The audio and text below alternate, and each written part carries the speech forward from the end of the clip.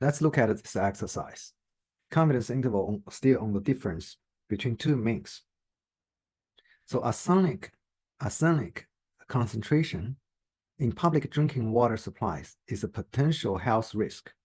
An article in the Arizona Republic, so that's Sunday, May 27th, 2001, reported drinking water arsenic concentrations in parts per billion for 10 metropolitan area and 10 communities in the rural Arizona. So those are the data. And we didn't talk about any paired, so they are not paired. Okay. And we wish to determine if there is any difference in mean arsenic concentrations between metropolitan and rural areas. So the figure below, this figure, shows the normal probability plot for these two samples. So this is one, this is the second sample of arsenic concentrations. So we know that, so the first question is whether we should assume equal variances, equal population variance or unequal population variance. Because previously we talked about there are 4 cases, right? So in this problem, obviously we only have 2 samples. We don't know the population variance. So we cannot use case 1, population variance are unknown. And case 2, we assume equal variance. And the case 3, unequal variance. Should we use case 2 or case 3? So here we have normal probability plot to help us make a decision, because we know that the population variance, sigma, actually in normal probability plot, we can use the slope to estimate the population standard deviation or the population variance.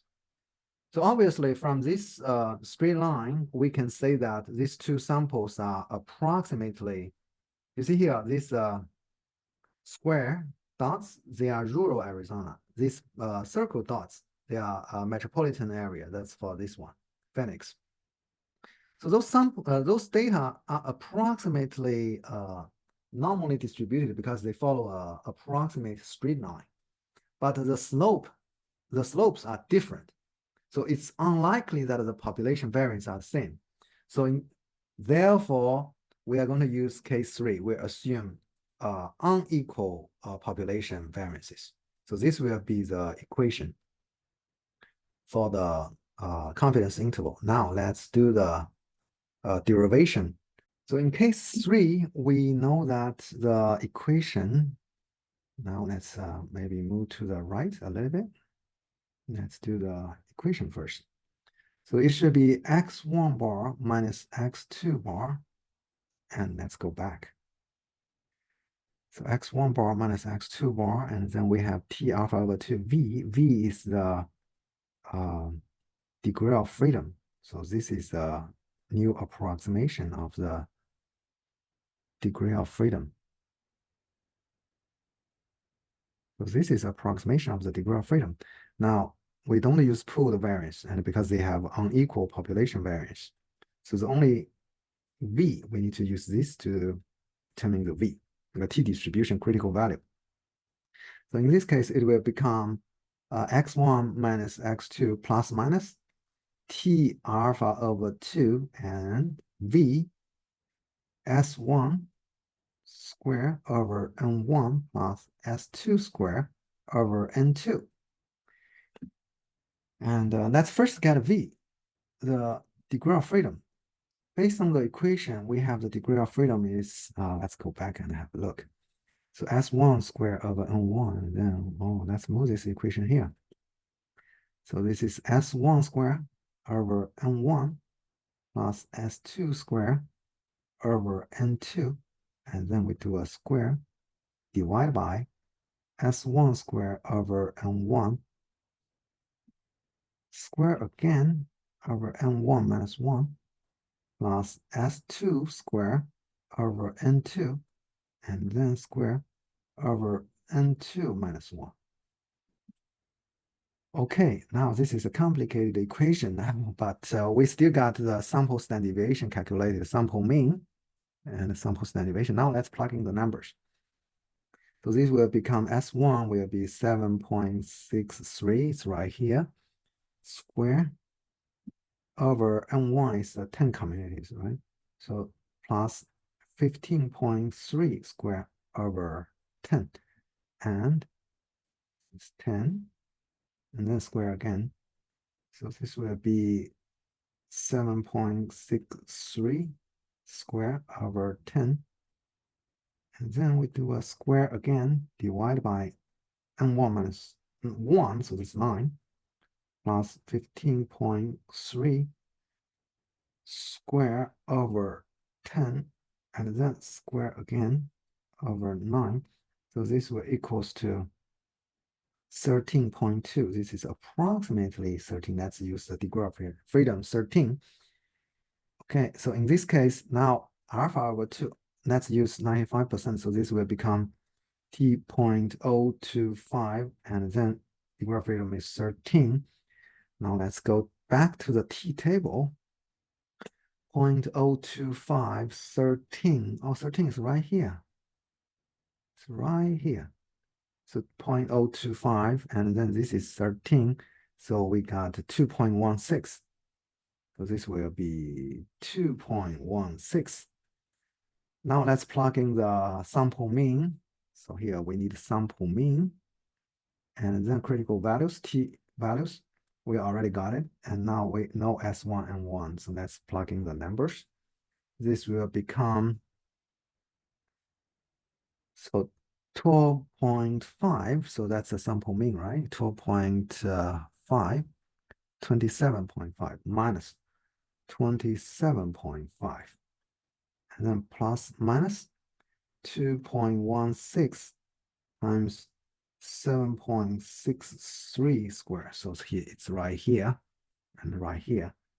Divide by N1, 10 plus 15.3 square divided by 10. Don't forget we have a square root right here. So the confidence interval mu1 minus mu2 will be less than the plus value. If we compute it, will be 3.3219 greater than minus 26.6781. Obviously, this confidence interval does not include 0. So this confidence interval does not include 0. So therefore, there is evidence to conclude that the mean arsenic concentration in the drinking water, the rural, is different from the metropolitan drinking water.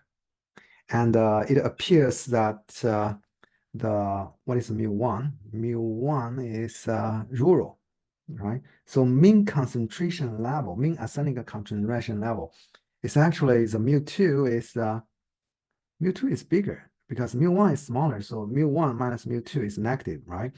So mu2 is this is 2 and this is 1. That means the concentration level in rural is actually higher than the metropolitan area. So that's the conclusion we draw based on the confidence interval.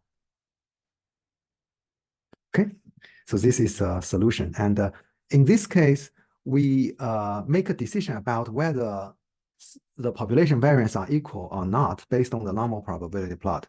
But in the later exercise, we're going to show you a quantitative way to calculate the confidence interval on the ratio of two variances, two population variances.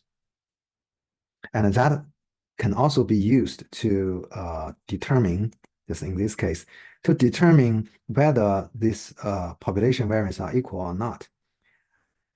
In addition to the normal probability plotting, you can also use the confidence interval for these two population variances. So if you include the 1 inside this confidence interval, so if 1 is inside this confidence interval, then we can see that there's no difference between sigma 1 square and sigma 2 square because the ratio is 1. That means they're approximately equal to each other, right? But if 1 is not part of this confidence interval, then we can see that the population variances are not equal.